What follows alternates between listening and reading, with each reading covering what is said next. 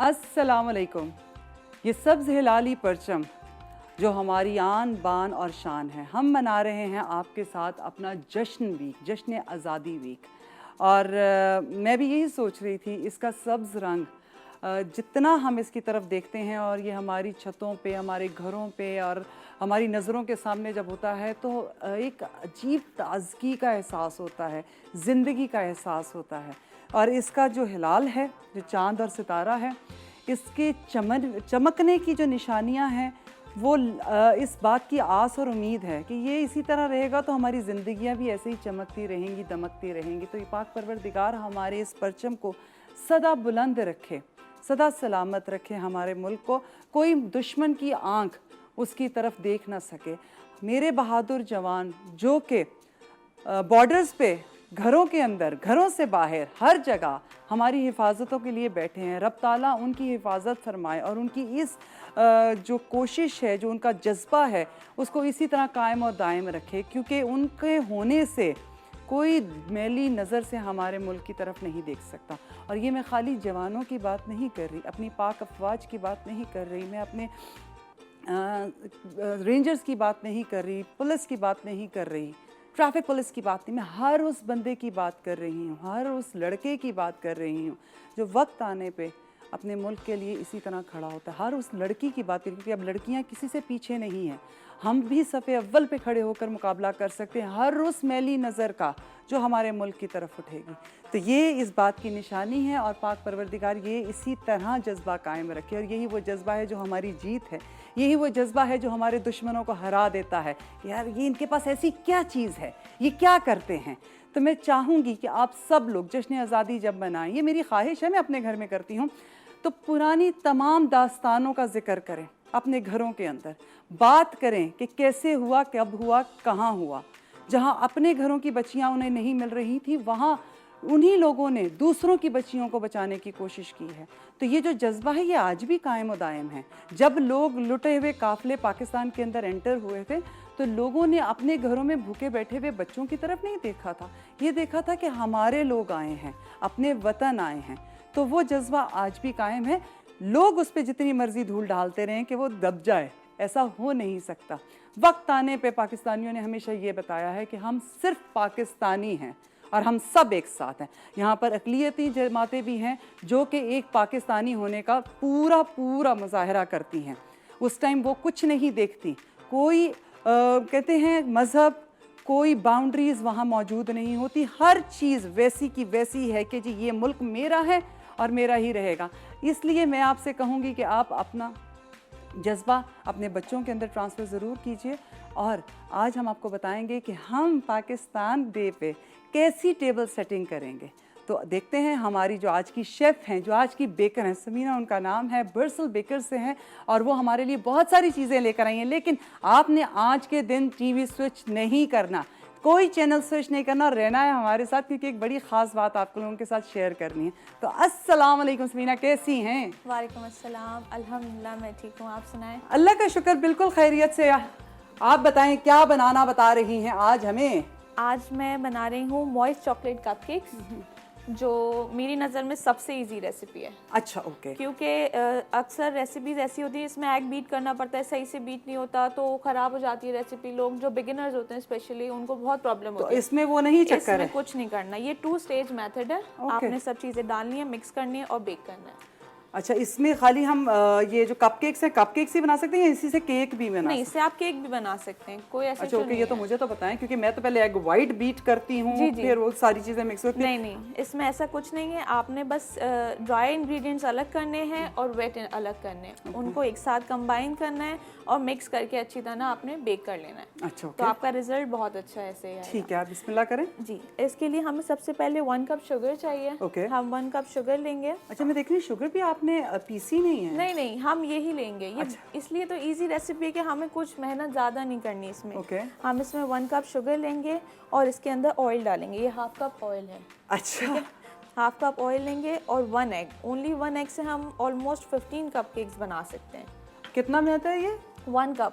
1 cup के अंदर सिर्फ एक एग? जी, एक एग। अच्छा, ओके। और उससे 15 कप केक्स बनेंगे। बड़ी डिफरेंट रेसिपी है, क्योंकि मैं अगर देखूं तो हमने 2 अंडे तो जरूर ऐड करने होते हैं, और मैं ये देख रही हूँ चीनी और आपने ऑयल पहले मिक्स कर दिया है। बिल्कुल।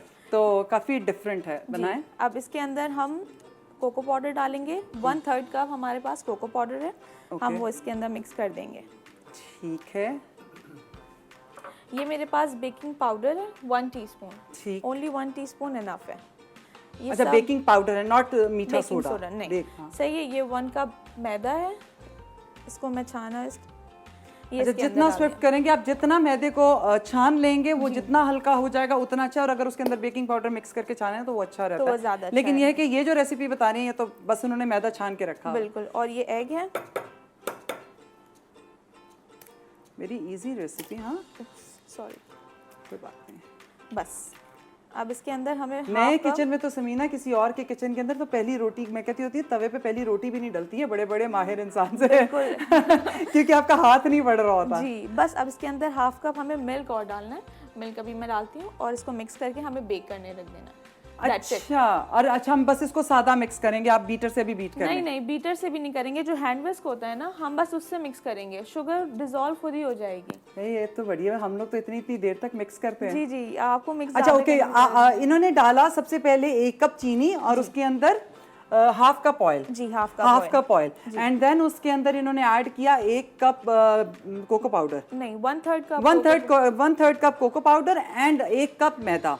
तो वो इन्होंने ऐड कर लिया, और उसमें 1 टीस्पून के करीब इन्होंने बेकिंग पाउडर डाल दिया।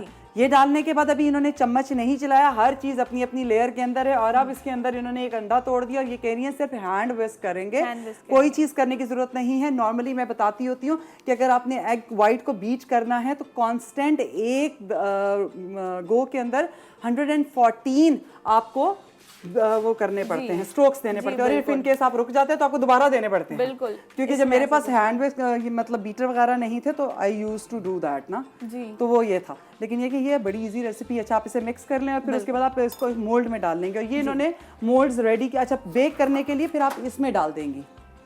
जी, इसके अंदर ये मैंने रेडी रखा हुआ है, मैं इसके अंदर करके बेक कर लूंगी 180 डिग्री पे। अच्छा, फॉर 25 मिनट्स। अच्छा, अगर जरूरत पड़ती है तो इसके अंदर हम मिल्क ऐड कर सकते हैं? जी हाँ, नहीं डालना है मिल्क, मैं अभी बस डाल रही हूँ पीछे। अच्छा, ओके। और मिल्क कितना डलेगा अंदाज़ा? Half cup. जी। मुझे ऐसा लगता है कि ग्राम्स में रेसिपीज़ मुश्किल होती हैं, क्योंकि हम जो घर में औरतें होती हैं वो जाहिर है वो बार बार मेजरिंग स्केल से नहीं कर सकती, तो उनके लिए कप ज़्यादा इजी होते हैं कि आप कप्स मेजर करके डाल लें, तो उससे उनकी रेसिपी भी इजी हो जाती है। ग्राम्स में बहुत से काम कर रहे हो आप? मुझे 2 साल हो गए ऑनलाइन काम करते हैं। तो कहाँ से सीखा आपने? मैंने खुद ही सीखा है यूट्यूब से। Very good. ये हुई ना बात, आज मैं कह सकती हूँ कि कोई तो फायदा हुआ जनाब गूगल रेसिपीज का। और जिसको शौक है, जिसको काम करने का अंदाज़ा है और वो करना चाहता है, सबसे बड़ी बात है जब आप मुस्तकिल मिजाजी से करें। बेकिंग के लिए मैं हमेशा एक बात कहती हूँ, क्योंकि मैं बेकिंग करती आई हूँ, अगर आप इसको करना छोड़ दें तो यूटेंसिल्स आपको पहचानना छोड़ देंगे। किचन का काम भी जनाब बिल्कुल ऐसे ही है जैसे आप वो कहते हैं ना, कथक आपने सीखा, और कथक अगर आपने सीखने के बाद छोड़ दिया बीच में तो थोड़े अरसे के बाद ना फर्श आपको पहचानेगा, ना पैर फर्श को पहचानेंगे, ना फर्श पैरों को पहचानेगा। तो ये एक चीज़ होती है, और तब आपके लिए करना बड़ा मुश्किल हो जाता है। तो आपको उस रिदम में रहना पड़ता है। इसी तरह बेकिंग भी ऐसी चीज़ है, अगर आप करते रहेंगे तो सारे यूटेंसिल्स आपको पहचानते रहेंगे और आपके लिए करना बहुत ईजी हो जाएगा। बहुत सारी चीज़ें हैं जो हम लोग थ्योरी बेस में नहीं सीख सकते, हमें उसके लिए प्रैक्टिकल जो है वो हमें सिखाता है। तो प्रैक्टिकल इंसान को बताता है कौन सी चीज़ ज़्यादा डालनी है, कौन सी चीज़ कम डालनी है। समीना बना रही है कपकेक्स, और ये साथ साथ हमें बताएंगी बड़ी मज़ेदार किस्म की टेबल सेटिंग एंड ड्रेसिंग्स, जो कि बेकिंग के लिए हम करेंगे 14 अगस्त के लिए। जी, बस आपने बर्सल बेकर्स को लाइक करना है और देखना है समीना का काम। और जब आपके घर में टेबल सेटिंग्स हो और जब कोई बर्थडे पार्टीज हो, जो कोई भी खुशी का मौका है, आप उसके अंदर इनको ऑर्डर कर सकते हैं ना? बिल्कुल बिल्कुल। कोई थोड़ा सा हम मेरे व्यूवर्स को कंसेशन भी दे दीजिएगा। जी जी ज़रूर आप बताएं, मैं ज़रूर दूंगी इंशाल्लाह। और 2 साल दरअसल हो गए मुझे ऑनलाइन, और माशाल्लाह से अब मैं अपनी खुद बेकरी ओपन कर रही हूँ। वेरी गुड, तो वेरी नाइस। इसको और ज़्यादा आगे बढ़ाएं क्योंकि रिस्पांस अल्हम्दुलिल्लाह बहुत अच्छा है, लोग बहुत पसंद करते हैं काम को। लेकिन बड़ा टफ काम है क्योंकि जो बना के रख दिया फिर उसका। एक बात छोटी सी ज़रूर कहूँगी, ये जो घरों में बैठी बेकर्स हैं हमारी जो काम कर रही होती है, अक्सर मैंने जो पेजेस लाइक किए हुए हैं उसके अंदर ग्रुप में मैसेज आता होता है कि किसी ने मैसेज किया और उन्होंने ऑर्डर दे दिया, क्योंकि ये वो काम तो ऐसा है नहीं कि हम बहुत सब पूरी पेमेंट ले लेते हैं या 25% वो पे कर देते हैं, उसके बाद उन्होंने रिस्पांस नहीं किया, चीज़ें बनी हुई पड़ी, ये एक दिन पड़ी रहेगी, वेरी नेक्स्ट डे ख़राब हो जाएंगी। तो उस टाइम वो बेचारी क्या करती हैं कि फिर वो पेजेस पे डालती हैं, प्लीज़ किसी ने बाय करना तो फौरी तौर पे कर लें। आप देखिए किसी की एक अमाउंट लगी होती है। मैं सिर्फ इसी वजह से PR पैकेजेस नहीं लेती, मैं इसके बहुत अगेंस्ट हूँ, क्योंकि एक PR पैकेज भिजवाने के लिए एफर्ट काउंट होती है, पैसे लगते हैं, और मैं फ्री में कहूँ कि यार चलो जी ठीक है आप मुझे भिजवा दें, मैं एक शॉर्ट आउट दे दूंगी, नो बिल्कुल नहीं। मैं तब शॉर्ट आउट दूंगी जब समीना का केक बहुत अच्छा बना होगा तो मैं दे दूंगी शॉर्ट आउट, जी मैंने खाया था बहुत अच्छा था, आप मुझे टेस्ट करवा सकते हो कहीं भी हम जब खड़े हैं, अदरवाइज PR पैकेजेस के चक्कर में। तो प्लीज़ ये ज़रूर ध्यान रखा करें, उन्होंने पैसे लगाए हैं और वो मेहनत कर रही हैं। तो आपने छोटा सा ब्रेक, आपको बहुत ही अच्छी मेहमान से मिलवाना है जो बड़ी ख़ास बातें करेंगी। तो बस मिलते हैं छोटे से ब्रेक के बाद।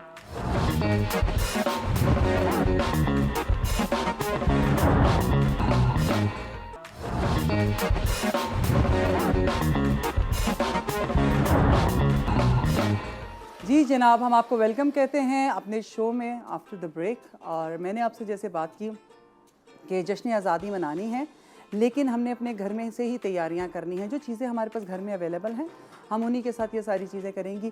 अस्मा बहुत अच्छी बेकिंग कर रही हैं, उन्होंने ट्रे में डालकर बेकिंग के लिए कपकेक्स रख दिए हैं, और very easy and quick recipe है। कोई इसमें लंबा चौड़ा काम नहीं है, और मुझे लगता है बच्चे भी ये काम कर सकते हैं। तो वो ख़वातीन जो बेकिंग करना चाहती हैं उनके लिए तो बहुत अच्छी रेसिपी है। उसके अलावा वो हमें केक की ड्रेसिंग करना भी बताएंगी, कपकेक्स की ड्रेसिंग भी बताएंगी, इवन ये कि फॉन्डन के साथ बता रही हैं। ये सारी चीज़ें होती रहेंगी, लेकिन साथ में मैंने आपसे एक बात कही थ्योरी एंड प्रैक्टिकल की, उस पर भी बात करेंगे कि ये क्या है। लेकिन उससे पहले मैं अपनी एक मेहमान से आपको मिलवाना चाहूँगी जो वीट्स काउंसलिंग से उनका ताल्लुक़ है, ख़ुद एजुकेशनिस्ट हैं और बहुत अच्छा बोलती हैं, बहुत अच्छी बात करती है। सबसे बड़ी बात यह है कि उनका विज़न बहुत अच्छा है और बच्चों से ताल्लुक़ है, उनकी पढ़ाई से, तालीम से उनका ताल्लुक़ है। तो बस उनसे मिलते हैं। अस्सलाम वालेकुम नौशीन अहमद, कैसी हैं? अस्सलाम वालेकुम सलमा, आप कैसी हैं? बिल्कुल ठीक, आपको खुशामदीद कहते हैं अपने शो में। और जश्न आज़ादी का वो हम मना रहे हैं वीक, तो आप बताएं आप कैसी हैं और आप अपनी आज़ादी के लिए क्या कहेंगी जो अल्लाह ने हमें दी है? नहीं, जब प्रोग्राम आपने शुरू किया इतना बेहतरीन झंडा हिलाते हुए तो बहुत अच्छा महसूस हुआ। झंडा वहाँ भी रख दिया मैंने, यहाँ पे भी रख दिया। तो आई थिंक लाइक मैं खुद एजुकेशन के शोबे से मुंसलिक हूँ पिछले तकरीबन 20 साल से। I been an educationist, I been a marketeer, और आई थिंक बच्चों के साथ जो एजुकेशन में आई स्विच करियर्स, एक मार्केटिंग से मैंने अपना करियर एजुकेशन की तरफ शिफ्ट किया, एंड पिछले 20 साल से primary children, secondary children, and now I am into counselling. जो हमारा यूथ है पाकिस्तान का, प्राइमरीली विद देम, हमारे यूथ ने क्या पढ़ना है, कहाँ पढ़ना है, कैसे पढ़ना है, आगे ज़िंदगी में कहाँ बढ़ना है, अल्लाह ताला उन्हें मौक़े दे। हमारी मुल्क का 60% से ज़्यादा हिस्सा है हमारा यूथ, तो yes I am very passionate about it. ये तो बड़ी अच्छी बात है कि आप इसके बारे में पैशनेट हैं। लेकिन ये कि मुझे एक बात बताएं, ये क्या चीज़ है कि बच्चे ने कहाँ पढ़ना है, कैसे पढ़ना है? क्योंकि जैसे हमारी मेकअप रूम में बात हो रही थी, हम लोग अपने बच्चों को जब पाल रहे होते हैं और अब आके इस दौर के अंदर ये बड़ी तकलीफ़ दे बात है कि जब आपने उनको मॉन्टेसरी में डालना है और आपने स्कूल कौन सा चूज़ करना है, और आपके ज़हन में ये होता है कौन सा स्कूल चूज़ करेंगे, उससे रिलेट करती हुई मॉन्टेसरी होनी चाहिए, और दूसरी बात ये कि इन्होंने कौन से मुल्क में जाकर अपनी आला तालीम हासिल करी। बच्चों को बढ़ा तो होने दें, उन्हें सोचने तो दें, उन्हें देखने। ये क्यों है? क्या हमारे मुल्क की तालीम अच्छी नहीं है? सलमा, आई वुड से मेरा अपना एक कॉन्वेंट स्कूल से बहुत एक I work for a convent school as well. हमारे आई थिंक कि हमारे माँ बाप, हमारा माशरा, हम बहुत कॉस्मेटोलॉजी की तरफ चले गए। हम लोग तालीम और तरबियत को भी बड़ा कस्मेटिकली देखने लग गए हैं। जैसे मतलब हमारे अपना मुल्क, हमारा अपना मज़हब, हमारे अपने रूट्स इतने स्ट्रॉन्ग हैं, हमारी इतनी हेरिटेज है, इतना हिस्ट्री, इतना कल्चर है, राइट फ्रॉम प्राइमरी एजुकेशन हम लोग शायद जैसे आपने जिक्र किया, हम ये जहन बनाते हैं अच्छा बच्चा बाहर चला जाए, शायद इवेंचुअल गोल होता है कि हम कहीं पे बाहर इसको पढ़ने भेजते हैं। बड़े कम माँ बाप हैं, to be honest and frankly speaking, जो ऐसे नहीं सोचते। और सोने पे सुहागा, once they go abroad, it's like a brain drain. I mean, these kids are our assets. So once they go abroad, ये लोग बाहर चले जाते हैं, वो वहाँ पे सेटल हो जाते हैं। तो आई फील कि जब हम अपने बच्चों की तालीम की बात करते हैं तो लाइक एक नेक नियति से अपने मुल्क के लिए ये, और बिकॉज हम 14 अगस्त का एक वीक भी मना रहे हैं, हमारा इंडिपेंडेंस का मंथ है, ये जहन ज़रूर रखना चाहिए कि ये आके हमारे मुल्क को सर्व करें। और जैसे आपने कहा, आपने एक सवाल किया कि क्या हमारा तालीमी निज़ाम इस काबिल नहीं है, बिल्कुल है। आई थिंक मुख्तलिफ करिकुलम्स हैं, हमारा जो हायर एजुकेशन कमीशन है वो उसको कंट्रोल करता है। हमारे पास सिंध बोर्ड है, पंजाब बोर्ड है, फेडरल बोर्ड है, कैम्ब्रिज है, एडेक्सल है, आखान बोर्ड है, मुख्तलिफ बोर्ड्स उसके नीचे ऑपरेट करते हैं। However I feel as a nation उनको यूनिफाई करना ज़रूरी है, और उन्हीं में रहते हुए हमारे बच्चों को बेस्ट प्राइस इफ़ेक्टिव एजुकेशन दें, ताकि माँ बाप ईजी महसूस करें, और सबसे उससे ज़्यादा बच्चे ईजी महसूस करें, कॉन्फिडेंट रहें कि इतनी तालीम के बाद वो खुद से इंडिपेंडेंट हो सकते हैं, जॉब्स मिल सकती हैं, एंटरप्रेन्योरशिप अपॉर्चुनिटीज़ मिल सकती हैं। नहीं, मेरा सवाल ये है कि लेकिन हम ये क्यों सोचते हैं नौशीन कि वो बाहर चले जाएं? हम क्यों एक पौधा लगाते हैं, हम उसे अपने खून से सींचते हैं। अच्छा, मैं जब भी ये बात करती हूँ ना, मुझे पता नहीं क्यों पायलट याद आते हैं क्योंकि एक पायलट को बनाने में बड़ी एफर्ट काउंट होती है, और खाली माँ बाप का तो बच्चा जो काम कर रहा है और वो बच्चा जो मेहनत कर रहा है वो तो है, मुल्क का एक बहुत बड़ा सरमाया लगता है। तो जब हम वो सरमाया लगाते हैं, और अगर हम उसको, मैं पौधे को कहूँ अब, तो उसकी हौदी बनाते हैं ताकि उसकी जड़ ख़राब ना, उसको उठाते हैं और उसको बाहर के मुल्क भेज देते हैं। और बहुत सारे हमारे लोग हैं, हमारे यूथ पार्लियामेंटेरियन में ये बात हुई थी एक दफ़ा, तो उन्होंने कहा आपको फर्स्ट सिटीजन राइट्स बाहर जाके सीखने चाहिए। मुझे बताएं, जो बच्चा बाहर जाएगा वो वापस क्यों आएगा? एब्सोल्युटली नहीं सलमा, बात सिर्फ इतनी है कि हमारे, I mean on a positive note, देखिए बाहर बहरहाल मौके हैं, वहाँ पे स्ट्रक्चर्स हैं, सिविक फैसिलिटीज़ हैं, but having said that I feel Pakistan is like a raw land, you know, it's raw land, it's got untapped land, बहुत ज़्यादा ऐसी यहाँ पे ज़मीन है, opportunities हैं, markets हैं जो अभी भी untapped हैं। आप इंटरनेशनल मार्केट्स में देखें, मुख्तलिफ BPOs हैं, बिजनेस प्रोसेसिंग यूनिट्स हैं, जो कि हमारा टैलेंट आउटसोर्स करते हैं, चाहे वो IT इंडस्ट्री है, चाहे वो अपना हमारी मुख्तलिफ इंडस्ट्रीज़ हैं, HR इंडस्ट्री है। तो यहाँ पे हमें चाहिए है कि आई थिंक हम लोग बच्चों को ना, हम मैनेजर्स क्रिएट करते हैं, हम जॉब्स के लिए क्रिएट करते हैं। बच्चों का तालीमी निज़ाम में एजुकेशन भी होनी चाहिए, वोकेशनल ट्रेनिंग भी होनी चाहिए, जहाँ पे वो अपने आप में एक स्किल सेट क्रिएट करें, और यंग एज से उन्हें ये कॉन्फिडेंस हो कि हमारे मुल्क में हम खा कमा सकते हैं, हम अच्छे, हम बहुत अच्छा खा कमा सकते अच्छा हैं, बड़े, मैं कहती हूँ रईसों की तरह रह सकते हैं अपने मुल्क में। जी, हमारे साथ एक कॉलर है सक्खर से, सारा। अस्सलाम वालेकुम, आपको खुशामदीद कहते हैं सारा। हाँ, आप कैसी हैं? मैं बिल्कुल ठीक हूँ, आप बताएं आप कैसी हैं? अल्लाह का शुक्र है, यौम आज़ादी सबको बहुत बहुत मुबारक हो। बिल्कुल जी, ये आज़ादी का वीक आपको भी बहुत मुबारक हो। Thank you so much. अपने मुल्क से प्यार करें, पाकिस्तान से, और उसकी कदर करें, क्योंकि ये बहुत कुर्बानियों के बाद हमें मिला है। और मैं एक मिली नज़्मा भी सुनाऊंगी आपको। जरूर जरूर। आज़ादी के दुनिया हुई हैरान, कायदे आज़म तेरा एहसान है, एहसान तेरा एहसान है, तेरा एहसान।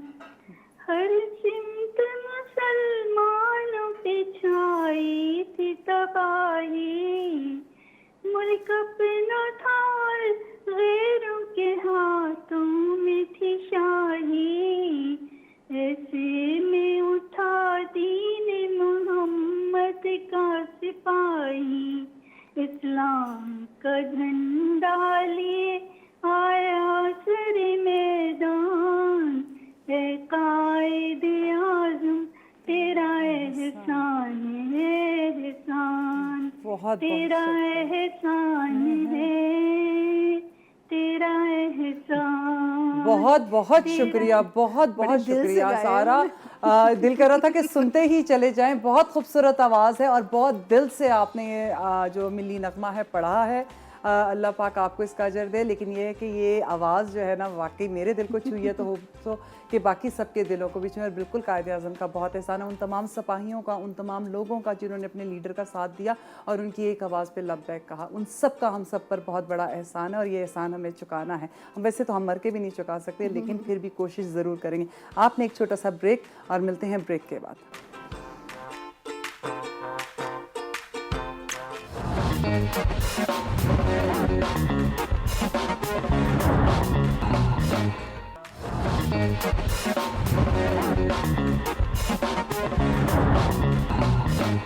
जी जनाब, आपको खुशामदीद कहते हैं अपने शो पे। आप ब्रेक के बाद वापस आ गए हैं, लेकिन उससे पहले सारा फ्रॉम सखर, उन्होंने बहुत ही खूबसूरत मिल्ली नगमा, एक तराना जो हमें पढ़कर सुनाया। थैंक यू वंस अगेन सारा।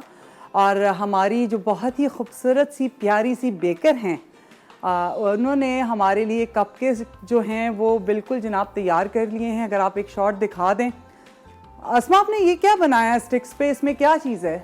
ये केक्सिकल्स हैं, इसके अंदर भी केक ही है, जैसे पॉप्सिकल्स बनाते हैं इस तरह इन्होंने बनाया केक्सिकल। और सबसे बड़ी बात ये, केक को ही तोड़ कर क्रश करने के बाद फिर हम लोग इकट्ठा करके उसे स्टिक्स पे लगाते हैं, उसे कोई भी शेप दे सकते हैं जी। तो। और दूसरी बात ये कि वो कर रही हैं केक की ड्रेसिंग, तो वो भी ज़रा अगर आप दिखा देंगे, जो बहुत ही खूबसूरत अंदाज में कर रही हैं। ये आपने व्हिप क्रीम की और बस उससे ड्रेसिंग कर रही है। नीचे वो जो हमारा नॉर्मल केक है स्पॉन्ज, वो है जी। नीचे वनीला स्पंज है सिंपल, और उसके ऊपर व्हिपिंग क्रीम है। अच्छा, माशाल्लाह आपका हाथ बहुत अच्छा है। थैंक यू जी। वो कर रही हैं केक की ड्रेसिंग, ये हम आपको दिखाएंगे, लेकिन उससे पहले हम नौशीन से सवाल करेंगे। और सवाल ये है था मेरा कि हमारे बच्चे बाहर क्यों चले जाते हैं, लेकिन ये सवाल मेरा और नौशीन का भी है। वो हमारी हुकूमत से है, हमारे उन लोगों से है जो बहुत बड़ी बड़ी पॉकेट्स हैं और जो कहीं ना कहीं सदका और खैरात की सूरत के अंदर, मदद की सूरत के अंदर, यूनिवर्सिटीज़ एंड कॉलेजेस के अंदर बहुत सारे ऐसे टॉपिक्स हैं, ऐसे मज़ामीन हैं जिसके अंदर वो एक्सेल करने के लिए बच्चों को स्कॉलरशिप फ्राहम करते हैं। लेकिन सर, जब आप करते हैं फ्राहम, तो आपसे एक रिक्वेस्ट है मेरी, उस बच्चे को उसकी मर्ज़ी का पढ़ने दें। ऐसा क्यों है कि अगर आपने पॉलिटिकल साइंस में किया तो हम आपको स्कॉलरशिप दे रहे हैं, और अगर आप लॉ कर रहे हैं और इंटरनेशनल एक्सचेंज प्रोग्राम करना चाहते हो तो हम आपको स्कॉलरशिप नहीं देंगे? ये मत करें। और कहीं ना कहीं आप हमें खैरात और ज़कात और सदक़ात मत दीजिए। सिर्फ एक रिक्वेस्ट है कि आप इनको स्टूडेंट फंड्स दीजिए, लोन्स दीजिए। हम दूसरे मुल्कों की बात करते हैं और उन्हें कॉपी करते हैं। मैं आज अपनी सेट की तरफ से, अपने चैनल की तरफ से एक रिक्वेस्ट आप लोगों से करिए, अपने बच्चों को पढ़ने के मौके फराहम कीजिए और उन्हें लोन्स दीजिए। लोन का मतलब है उन्होंने वापस करना है। उन पर ये जिम्मेदारी डालिए कि जब वो पढ़ लिख जाएंगे, वो आप ही के पास, आपकी फैक्ट्रीज़ में, आपके बिजनेस में आकर एज एम्प्लॉय काम करेंगे और उनकी सैलरी में से आप ये पैसे काट लेंगे। एक, उन्हें एम्प्लॉयमेंट जल्दी मिल जाएगी और उनके पास ये गोल होगा कि उन्होंने यहाँ से पढ़ने के बाद कहीं एम्प्लॉय बनना है, कहीं उनके पास जॉब पड़ी हुई है, और अपने जो कर्जे उन्होंने लिए वो उतार देंगे। इससे उनकी गैरत वो भी कायम रहेगी। हमारे साथ एक कॉल है। कौन है जी हमारे साथ? अस्सलाम वालेकुम। वालेकुम अस्सलाम जी, परवीन बात कर रही हूँ रावलपिंडी से। अल्लाह का शुक्र। वालेकुम अस्सलाम। कैसी हैं आप? परवीन पिंडी से बात कर रही हैं। जी अल्हम्दुलिल्लाह, मैं बिल्कुल ठीक हूँ और माशाल्लाह बड़ा जबरदस्त शो लेके आई हैं और बहुत अच्छा लग रहा है। और बहुत शुक्रिया। सबसे पहले मैं जश्न आज़ादी की सबको मुबारकबाद देना चाहूँगी। आपको भी बहुत बहुत मुबारक हो। हमारे पाकिस्तान को सलामत रखे, आमीन। और हमारे कश्मीर बहन भाइयों को भी हमारे साथ अल्लाह ताला करे वो वक्त जल्द आए कि हमारे साथ 14 अगस्त मनाएं। इंशाल्लाह हमारा जरूर कश्मीर बनेगा पाकिस्तान। इंशाल्लाह जनाब परवीन जी, जिस दिन ये काम हो, जिस दिन ये हो जाएगा, अल्लाह रब्बुल इज़्ज़त जिसमें आसानियाँ दे देगा और कश्मीरियों को उनकी आज़ादी मिल जाएगी, तो उस दिन आप देखिएगा जश्न आज़ादी के रंग और कितने गहरे हो जाते हैं। और इसमें कोई शक नहीं, हम उनके साथ खड़े हैं। हम उनके साथ हैं बिल्कुल। इंशाल्लाह ये वक्त जरूर आएगा। इंशाल्लाह। तो माशाल्लाह बड़ा अच्छा शो हो रहा है आपका और केक भी बड़ा जबरदस्त बना रहे हैं, माशाल्लाह बहुत अच्छा लग रहा है। Thank you so much. और एक छोटा सा मिली नगमा अगर गुनगुनाना चाहूँ थोड़ा सा। जी जी जरूर जरूर। वतन हम है तेरी शम्मा के परवानों में, जिंदगी होश में है जोश है ईमानों में। वतन हम है तेरी शम्मा के परवानों में, जिंदगी होश में है जोश है ईमानों में। दिले उशाद की मान दिख जलते अरमा, ये सरकते हुए जंगल ये तड़पते हुए मैदान, ये पहाड़ों की घटाओं में जवानी की उड़ान, ये मचलते हुए दरियाओं में अंगड़ाई की शान, कितने रोशन है दिए तेरी शब सितानों में, है वतन हम है तेरी शम्म की परवानों में। बहुत बहुत शुक्रिया परवीन जी, बहुत बहुत शुक्रिया। खुश रहें, आबाद रहें, सलामत रहें। मेरी खाला ये गुनगुनाया करती थी, ये पढ़ा करती थी तराना और 14 अगस्त वाले दिन, क्योंकि हमारे घर में जो माएँ हैं वो टीचिंग के शोबे से वाबस्ता थी। वो चलते फिरते, जैसे 14 अगस्त है तो वो मिली नगमे पढ़ रही होती थी और साथ साथ वो हमें भी सुना रही होती थी और हमें साथ मिला रही होती थी। सलामत रहें और आपकी इस तराने के अंदर जो दुआ है, जो आपकी चाह है, पाक परवरदिगार वो भी पूरी करे। इसी मतलब एक ऐसा हुआ हो जाता है और मैं अपने बचपन में चली गई बिल्कुल। आप बताएं, आप जब बच्चों के साथ जश्न आज़ादी मनाती हैं और स्कूल्स एंड कॉलेजेस के अंदर, तो क्या जोश देखती हैं? आई थिंक सलमा, हम तो ट्राई करते हैं क्योंकि जो हमारे बड़े वाले एडल्ट बच्चे हैं उनमें कुछ थॉट प्रोवोकिंग बात करें। छोटे बच्चों के साथ तो मिली नगमे और like you know different tableaus, different topics, लेकिन हाँ जो हमारे सेकेंडरी एजुकेशन है, जो हमारी टर्शियरी एजुकेशन है, वहाँ पे कोशिश होती है कि कोई थॉट प्रोवोकिंग डायलॉग करें, डिबेट्स करें, बच्चों को एहसास हो कि यू नो ये आज़ादी हमें प्लेट में नहीं मिली, वी हैव अर्नड इट, और ये हेरिटेज, ये हमारी ये जो हमारा तमद्दुन है, जो हमारी सकाफ़त है, जो हमारी आज़ादी है, उसकी प्रोटेक्शन करना हमारी इसी कौम का फ़र्ज़ है। नौशीन, जैसे अब आपने डिबेट पे बात कर दी, बात कहाँ से चल रही थी हायर एजुकेशन के ऊपर, लेकिन मैं आपसे एक बात सवाल करूँगी। आज भी डिबेटर्स काम कर रहे हैं, मैं एक्स डिबेटर हूँ पंजाब से माशाल्लाह, लेकिन उसके अंदर ऐसा हो गया है कि मुझे लगता है रिपीट चल रही हैं, वही डिबेट्स चल रही हैं, और या वो यूट्यूब से लेते हैं। ऐसा क्यों? हम अपने बच्चों को ये क्यों नहीं कहते कि प्लीज़ अपनी थॉट्स लेकर आएँ, चाहे वो क्वेश्चन के आंसर्स हैं, चाहे वो आपकी डिबेट्स हैं। I think Salma, as a nation हम लोग बहुत सोच के बोलते हैं, हम बहुत फ़िल्टर करते हैं अपना कंटेंट।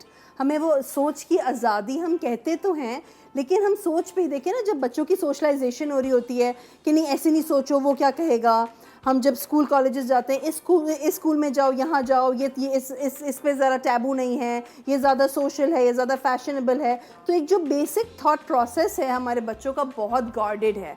लाइक अनफिल्टर्ड कॉन्वर्जेशन ज़रूरी होती है, और उसके लिए आपकी बेसिक सोच का स्ट्रक्चर ज़रूरी होता है। तो एक दफ़ा आई थिंक हम उस पर काम करें बच्चों के साथ, तो फिर वो डिबेट्स में क्वालिटी भी बहुत इन्हांस होने लगे। इसमें कोई शक नहीं है। नौशीन ने जो बात की है, इसका तरीका एक बताती हूँ, वो ये है कि आप जब अपने बच्चों को किसी स्कूल के अंदर डालते हैं तो उनकी किताबें मत देखें कि वो क्या पढ़ा रहे हैं और कितने की किताबें हैं।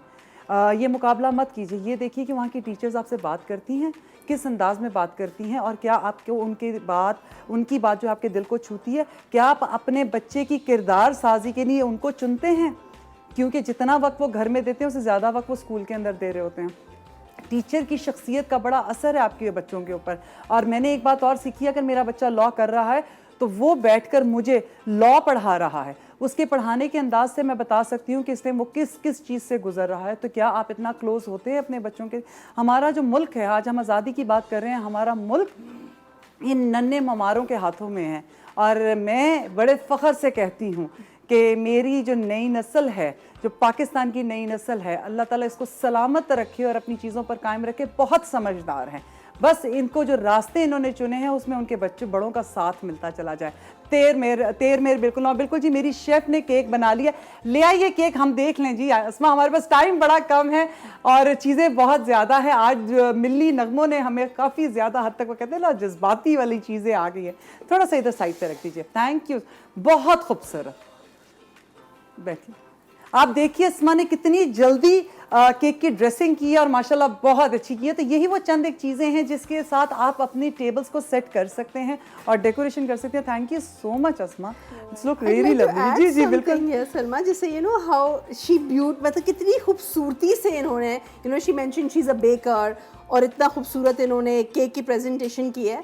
I'd like to say to our parents कि हमारे बच्चों में, हमारी औलादों में हमेशा एक ना एक हुनर है जो अल्लाह ताला ने दिया है, जो समीना, हमारे अंदर है। जैसे आप खूबसूरत हैं ना, वैसे ही आप ये काम करिए। और मैं एक बात कहूँगी, समीना को देखने के बाद मैं कह रही हूँ कि माशाल्लाह माशाल्लाह माशाल्लाह ऐसी बच्चियां हैं जो कि अपने घरों से बैठकर काम कर रही हैं। You look so beautiful and आपका काम भी आप ही की तरह बहुत खूबसूरत है, बहुत खामोश तबाह है, लेकिन ये कि काम बोलता है, आपका हुनर बोलता है। आपका बहुत बहुत शुक्रिया। हम फिर मिलेंगे और इंशाल्लाह टाइम भी होगा, हम चीज़ें डिस्कस भी करेंगे। एंड बर्सल केक्स को हमारा बहुत शुक्रिया and all the very best for your bakery. And आपको भी जश्न आज़ादी बहुत मुबारक and thank you so much Nausheen, आपके साथ बात कर बहुत अच्छा लगा। इंशाल्लाह हम मज़ीद शोज़ करेंगे जिसमें हम बात कर सकें। आप सबका बहुत बहुत शुक्रिया हमारे साथ रहने के लिए। एंड परवीन एंड सारा का बहुत शुक्रिया जिन्होंने बहुत खूबसूरत मिली नगमे हमें सुनाए। Thank you so much. इसी तरह एक दूसरे के साथ प्यार बांटते रहिए और दिल की बात करते रहिए। इसी तरह अपने बच्चों के साथ बैठकर बात कीजिए और ऐसी छोटी छोटी चीज़ें करिए, उन्हें इन्वॉल्व कीजिए अपनी आज़ादी की खुशियों के अंदर भी। अपने घरों से चीज़ें बनाएं। तो बस आपने आज़ादी में जो जो चीज़ें पकानी हैं वो भी शेयर करनी है और जैसे आज़ादी बनानी है वो भी हमारे साथ शेयर करनी है। हमें इंतज़ार रहेगा आपकी तस्वीरों का, आपकी वीडियोज़ का। तो बस अपना ख्याल रखिए, अपने प्यारों का ख्याल रखिए और अपने मुल्क का ख्याल रखिए। बहुत बहुत शुक्रिया। अल्लाह हाफ़िज़। जश्न आज़ादी मुबारक।